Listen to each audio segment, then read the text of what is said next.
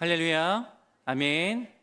2026년 우리 첫 번째 금요 영성 집회에 참석하신 성도님들의 주님의 이름으로 환영하고 축복합니다.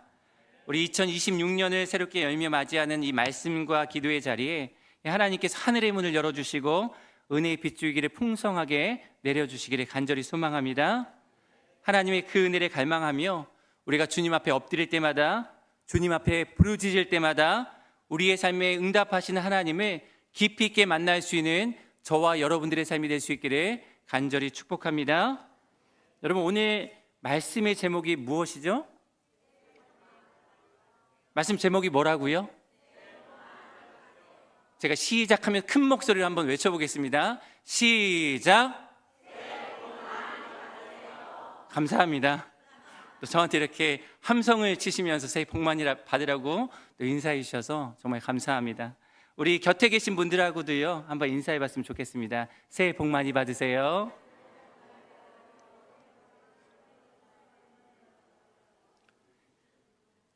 이렇게 보니까요, 조금 전까지만 해도 굳어져 있던 여러분들의 표정이 이 새해 복 많이 받으라는 인사 한 번에 밝게 펴진 것을 볼 수 있습니다. 여러분 어떠세요? 새해 복 많이 받으라는 이 덕담과 인사를 받으니 기분이 좋으십니까? 좋으시죠? 혹시 옆에 계신 우리 성도님들이 새해 복 많이 받으라고 하니까 기분이 나빠지신 분 계십니까? 그런 분은 아무도 없으시죠? 인사를 받고 또한 축복과 이 덕담의 말을 듣는 것은 언제나 기분이 좋은 일입니다. 심지어 이 모르는 사람이 축복해 주고 복 많이 받으라고 이 덕담을 건네줘도요 기분이 전혀 나쁘지가 않습니다. 한 7, 8년 전에 있었던 일 같은데요, 이 새해를 맞이하고 얼마 지나지 않은 주일에 제가 교회 앞 거리를 걸어가다가 왠지 낯이 익은 어느 한 분을 마주치게 된 적이 있었습니다.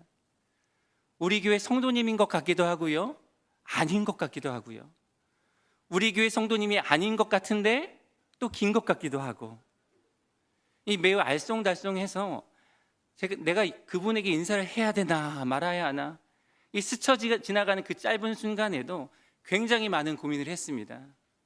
여러분, 그 순간의 그 고민 끝에 제가 어떻게 했을까요? 인사를 했습니다. 새해 복 많이 받으세요 라고 새해 인사를 했습니다. 그랬더니요, 그분이 저를 눈이 동그랗게 쳐다보시면서 누구세요? 누구세요? 여러분, 그 순간 제가 얼마나 민망하던지 그냥 모르는 척하고 지나갈 걸, 이 후회가 몰려왔습니다. 그런데 그분이 뒤이어서 이런 말을 남기면서 이 길을 가셨습니다. 누군지는 모르지만 새해 복 많이 받으라고 하니까 기분이 좋네요.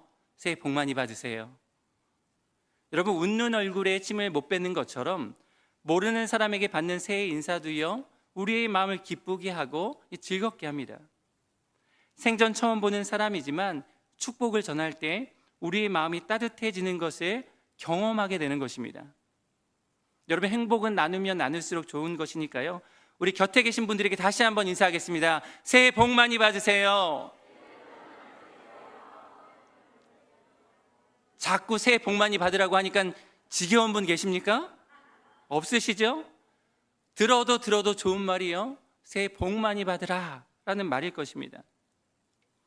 그렇다면 여러분, 이 새해 복 많이 받으세요, 제가 볼 때는 2월 달까지 2달 동안 내내 새해 복 많이 받으라는 인사를 우리가 나눌 것 같은데요, 이 새해를 시작하며 서로에게 덕담을 건넬 때 사용하는 이 말, 새해 복 많이 받으라는 말에서 여러분, 이 복은 대체 어떤 복을 우리가 말하는 것일까요? 여러분은 새해 복 많이 받으라고 인사할 때 상대방이 어떤 복을 받기를 바라면서 이 인사를 건네십니까? 아니면 반대로 누군가에게 이 인사를 받을 때 한 해 동안 어떤 복을 받기를 기대하십니까? 물론 새해를 맞이해서 받고 싶은 복은 개인마다 다르겠지만 많은 사람들이 공통적으로 바라는 복은 몇 가지가 있습니다. 그 중에 하나가 바로 건강의 복입니다. 이 건강에 대한 이런 말이 있습니다. 돈을 잃으면 조금 잃은 것이고, 사람을 잃으면 많이 잃은 것이고, 건강을 잃으면 전부를 잃은 것이다. 여러분, 이 말은요 곧 건강이 최고다라는 그런 의미입니다. 이처럼 아프지 않고 한 해를 보내는 것은 우리 모두가 바라는 가장 큰 복 중에 하나일 것입니다. 여러분, 또 어떤 복을 우리가 바라고 기대합니까? 경제적인 안정과 풍요로움을 바라는 마음 또한 우리 사람들의 보편적인 새해 소망입니다. 비록 한 해 전 조사 결과이긴 하지만 SK 커뮤니케이션즈의 조사에 따르면 새해를 앞두고 우리 국민들이 가장 많이 바라는 소망은 경제적인 여유인 것으로 나타났습니다. 응답자의 절반에 가까운 47%의 응답자가 경제적인 여유와 번영을 새해에 얻을 수 있는 복으로 기대했던 것입니다. 그 외에도 개인적인 목표 달성이라든가 학업 성취, 경력 발전 등 자신이 노력하고 있는 이 분야에서 좋은 결과를 얻기를 바라기도 합니다. 또한 가정과 마음에 걱정과 근심 없이 평화롭고 행복하기를 소원하고 또한 그런 복을 누리기를 기대합니다. 소망하기는 사랑하는 우리 대길의 모든 성도님들도 2026년 한 해 동안 항상 건강하시고 마음의 걱정과 근심 없이 평안하시며 이 땅을 살아가면서 필요한 물질의 복도 풍성하게 받아 누리시기를 간절히 축복합니다. 그런데 여러분, 이 앞서 열거한 이러한 복들은 모두 현세적인 복입니다. 있다가 없어지기도 하고요, 없다가 생기기도 하는 그런 가변적인 복이고 일시적인 것들입니다. 결코 영원하지 않는 것들입니다. 한번 생각해 보십시오. 9988234라는 말처럼 우리가 죽는 그 순간까지 팔팔하게 살기를 바라는 마음이 가득하지만, 그런 소망을 가지고 살아가지만 원치 않는 질병으로 인해 우리가 고생할 때가 참 많습니다. 저도 교구를 맡아서 사역을 하고 있지만 아프신 성도님들이 얼마나 많이 계신지 모릅니다. 항암 치료를 받으며 투병하고 있는 성도님들, 원인을 알 수 없는 질병으로 인해서 오래 고통하고 있는 성도님들, 특히 연세가 많으신 우리 집사님들, 권사님들의 경우에는 무릎이 아파서 고생하시는 분들도 참 많이 계십니다. 그런 성도님들을 만나 뵐 때마다 제 마음도 얼마나 아프고 안타까운지, 하나님께서 제게 신유의 은사를 주셔서 이 아픈 성도님들을 위해 기도할 때마다 즉각적으로 치유가 되고 회복이 되는 그런 역사가 나타났으면 좋겠다, 그러한 마음을 숱하게 가져보는 것도 이 솔직한 심정입니다. 여러분, 영원하지 않는 것이 건강뿐이겠습니까? 물질적인 여유와 풍요로움도 마찬가지입니다. 물질적인 자원이 분명 우리 인간의 삶을 풍요롭게 만드는 데 중요한 요소인 것은 분명합니다. 그러나 그것이 우리를 행복하게 만들지는 않습니다. 물질의 많고 적음이 행복의 기준이 될 수 없는 것입니다. 가정의 평안도 마찬가지입니다. 가정이 항상 평안하기만 여러분 할 수 있겠습니까? 걱정과 근심과 염려가 없는 인생이 있을 수 있겠습니까? 우리가 잘 알고 있는 찬송가 486장의 가사를 보면 이 세상에 근심된 일이 많고 참 평안을 몰랐구나, 이 세상에 곤고한 일이 많고 참 쉬는 날 없었구나, 이 세상에 죄악된 일이 많고 참 죽을 일 쌓였구나 라면서 우리 인생에 대해서 고백하고 있는 것을 우리가 볼 수 있습니다. 그렇다면 여러분, 우리가 2026년 이 새해를 시작하면서 간절히 바라고 소망하며 붙들어야 할 참된 복은 무엇일까요? 현세적이고 가변적이며 일시적인 그런 세상의 복 말고 우리가 성도로서 사모하고 붙들어야 할 진정한 복은 무엇일까요? 오늘 시편의 시인이 이 답을 우리에게 제시해주고 있습니다. 오늘 본문 28절 말씀인데요, 같이 한번 읽어보도록 하겠습니다. 시작. 하나님께 가까이함이 주의 모든 행적을 전파하리이다. 여러분, 지금 시인이 자기에게 무엇이 복이 된다라고 고백합니까? 여러분, 육체적인 건강이 복이라고 합니까? 물질적인 풍요와 명예, 세상의 권력, 아무런 걱정과 근심과 염려가 없는 상태가 복이라고 노래합니까? 아닙니다. 그러면 시인에게 있어 참된 복은 무엇입니까? 하나님께 가까이 하는 것이 복이다라는 것입니다. 여러분, 여기서 복이라는 말은 히브리어로 토브라는 단어입니다. 여러분, 토브라는 단어를 한 번쯤은 들어보셨을 것 같은데요, 이 토브라는 말은 선하고 좋고 아름답고 잘되고 기쁘고 즐겁고 옳고 의롭고 보배로운 것이라는 의미를 가지고 있습니다. 여러분, 이 토브라는 단어가 성경에서 가장 먼저 사용된 곳이 바로 창세기 1장입니다. 하나님께서 말씀으로 이 세상을 창조하신 후에 하나님이 보시기에 좋았더라라고 할 때 좋았더라에 해당하는 말이 바로 이 토브라는 말입니다. 여러분, 창세기 1장에서만 이 토브라는 단어가 무려 7번이나 사용되었습니다. 그러니까 여러분, 성경이 말하는 복이 무엇입니까? 내가 보기에 선하고 내가 보기에 좋고 내가 보기에 아름답고 내가 보기에 잘되고 기쁘고 즐겁고 보배로운 것이 아니라 하나님께서 보시기에 선한 것, 하나님께서 보시기에 좋은 것, 하나님께서 보시기에 아름답고 기쁘고 보배로운 것이 바로 토브라는 것입니다. 여러분, 즉 복의 기준이 사람에게 있는 것이 아니라 하나님께 있다라는 것입니다. 그렇다면 여러분, 시인은 왜 하나님께 가까이 하는 것을 참된 복이라고 노래했을까요? 우리가 하나님께 가까이 할 때 하나님께서 우리의 손을 굳게 붙들어 주시기 때문입니다.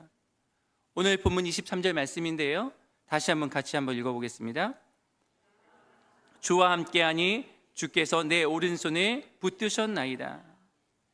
자녀를 키워보신 분들은 모두 경험해 보셨을 텐데요, 아기가 이제 아장아장 걷기 시작하면 부모가 항상 그 아기의 손을 붙잡아 줍니다.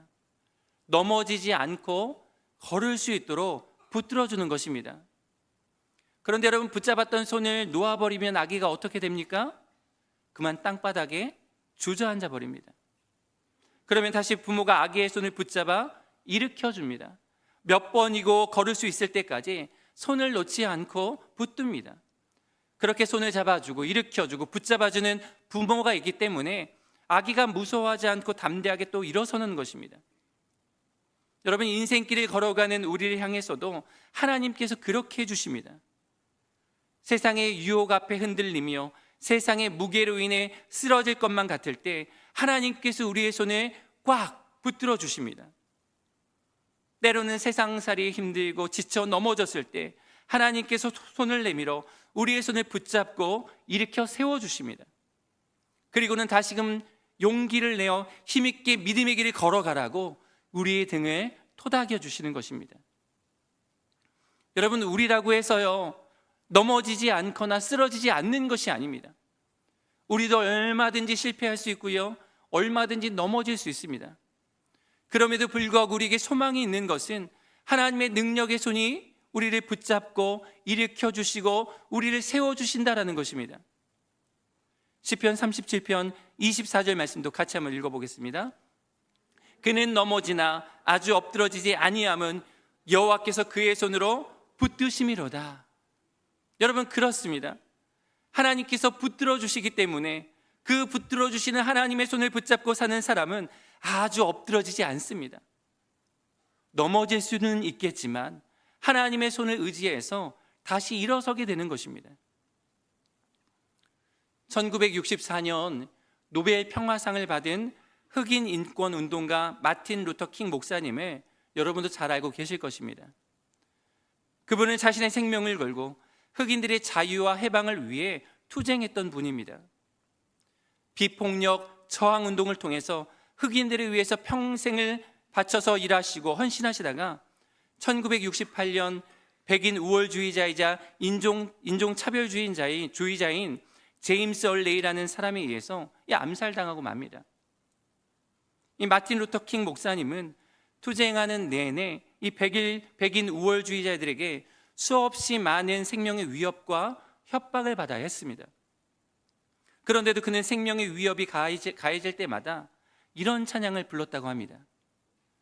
주님여 이 손에 꼭 잡고 가소서.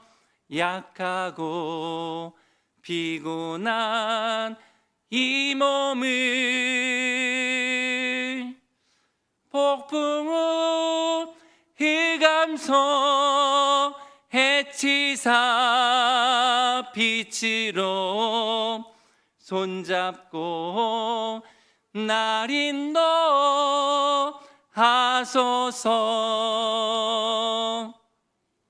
2절도 부르고 싶은데요, 제가 첫음을 너무 높게 잡았어요. 2절은 이런 가사입니다. 인생이 힘들고 고난이 겹칠 때 주님여 날 도와주소서. 외치는 이 소리 귀 기울이시사 손잡고 날 인도하소서. 사랑하는 성도 여러분, 하나님께서 붙들어 주시는 인생은 결코 망하지 않는다는 사실을 꼭 믿으시길 바랍니다.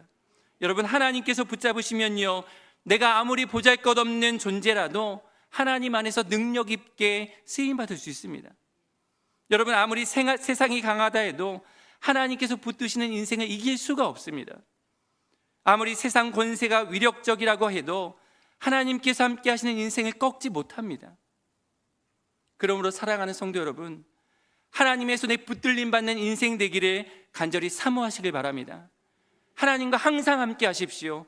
하나님께 더 가까이 나아가시길 바랍니다. 그러면 하나님께서 저와 여러분들의 인생을 책임져 주실 줄 믿습니다. 하나님께서 저와 여러분의 가정과 여러분의 자녀들의 삶까지도 선하게 인도하실 줄 믿습니다. 여러분, 하나님께 가까이 하는 것이 참된 복이 되는 두 번째 이유는 하나님께서 우리를 영광 중에 영접해 주시기 때문입니다. 본문 24절 말씀인데요, 다시 한번 같이 한번 읽어보겠습니다. 주의 교훈으로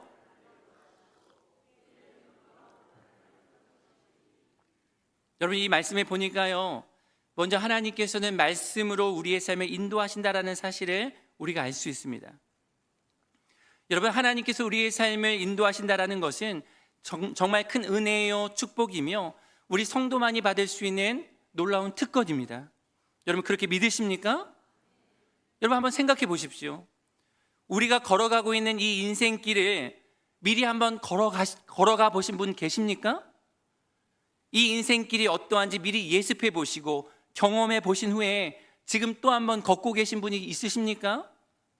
여러분, 아무도 없습니다. 그런 사람, 그런 인생은 아무도 없습니다. 누구나 인생이라는 것을 처음 살아보고요, 처음 경험해보고요, 처음 걸어가고 있는 것입니다. 그야말로 초행길을 걸어가는 것과 똑같습니다. 그래서 실수할 때도 많고요, 넘어질 때도 많습니다. 길을 잘못 들어서 방황하기도 하고요, 실패하여 절망하기도 하는 것입니다. 그런데 여러분, 우리 인생길을 다 디자인하신 분이 우리 가이드가 되어 주신다면 여러분 어떨까요? 길을 잃고 우리가 방황하게 될까요? 요즘에는 해외여행을 많이 다니는데요, 2024년 기준 해외여행자 수가 무려 2,800만 명을 훌쩍 넘었다고 합니다. 그런데 낯선 타국 땅에 홀로 가면 여러분 어떻습니까? 두렵기도 하고요, 모든 것이 다 낯섭니다. 언어도 통하지도 않고 문화 풍습이 익숙하지 않으면 더욱 적응하기가 어렵습니다. 때로는 모험심이 강한 분들은 그런 상황을 즐기시겠지만 소심하고 지극히 안정적인 것들을 추구하는 저로서는 이 낯선 환경과 상황에 많은 불안감을 느끼는 것이 사실입니다. 그런데 아무리 낯선 타국이라 해도 그 현지 상황을 너무나도 잘 알고 있는 베테랑 가이드가 우리 곁에 있다고 하면 여러분 어떻습니까? 안심이 됩니다. 가이드의 인도에 따르면 우리가 안전하고 즐거운 여행을 즐길 수가 있습니다. 마찬가지입니다. 하나님께서 우리 인생길을 친히 인도하시고 안내해 주십니다. 우리의 길이요 진리요 생명 되시는 주님만 바라보고 우리의 앞서 행하시는 주님의 인도하심만 신뢰하며 우리가 살아가면 우리의 광야 인생길을 우리가 평안하게 통과할 수 있는 겁니다. 우리가 걸어가고 있는 인생의 광야 길에서 여러분 절대 두려워하거나 외로워하지 마십시오. 임마누엘, 우리의 체질을 정확히 알고 계시는 하나님께서 우리 항상 함께 하시며 우리의 삶을 이끄시고 우리의 삶을 인도하시고 우리의 삶에 친절하게 안내해 주십니다. 그러므로 우리의 인생의 온전한 가이드가 되시는 하나님만 바라보고 하나님께 더 가까이 나아가는 저와 여러분들의 삶이 되기를 소망합니다. 우리가 하나님을 신뢰하고 순종하는 믿음을 가지고 살아간다면 사막과 같은 인생이라도 복된 인생으로 변화되는 것이 꼭 믿으시길 바랍니다.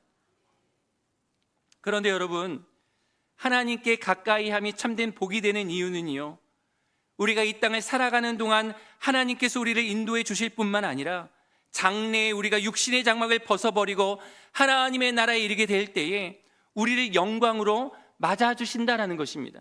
그것이 우리의 삶에 복이 되는 것입니다. 오늘 본문에서 나를 영접하시리니 라는 표현이 나오는데요, 여러분, 이 말은 히브리어 원어로 라카흐라는 말입니다. 라카흐. 이 라카흐라는 말은 취하다, 받아들이다 라는 뜻을 가지고 있습니다. 그런데 이 라카흐라는 이 단어가 오늘 본문뿐만 아니라 창세기에서 하나님의 사람 에녹을 하나님께서 데려가신 그 사실을 언급할 때도 이 라카흐라는 단어가 사용되었습니다. 창세기 5장 24절 말씀입니다. 에녹이 하나님과 동행하더니 하나님이 그를 데려가심으로 세상에 있지 아니하였더라. 여러분, 하나님이 그를 데려가심으로라고 해서 이 데려가심으로가 라카흐입니다. 여러분, 그뿐만이 아닙니다. 에녹과 더불어서 죽음을 보지 않은 사람이 바로 엘리야였습니다. 그런데 열왕기하 2장에 보면 하나님께서 엘리야를 데려가신 사실을 나타낼 때도 바로 오늘의 이 단어 라카흐가 사용되었습니다. 여러분, 그렇습니다. 과거 불의한 세대 가운데에서 하나님과 동행하며 의를 지킨 에녹을 영접해 주시고 그를 영광의 처소로 옮겨주신 것처럼 우상을 섬기고 악을 자행하던 북이스라엘 가운데에 하나님의 살아계심을 드러내고 믿음의 싸움을 담대히 싸웠던 엘리야를 불수레와 불말로 영접하신 것처럼 하나님께 가까이 하는 우리 인생을, 하나님과 동행하는 우리 인생을, 하나님을 신뢰하고 의지하는 우리 인생을 빛나는 영광 중에 맞아주시고 영접해 주신다는 것입니다. 마지막 세 번째로, 하나님께 가까이 함이 참된 복이 되는 이유는 생생하게 살아계시는 여호와 하나님께서 우리의 영원한 분깃이 되어 주시기 때문입니다. 오늘 본문 26절 말씀인데요, 다시 한번 같이 한번 읽어보겠습니다. 내 육체의 마음은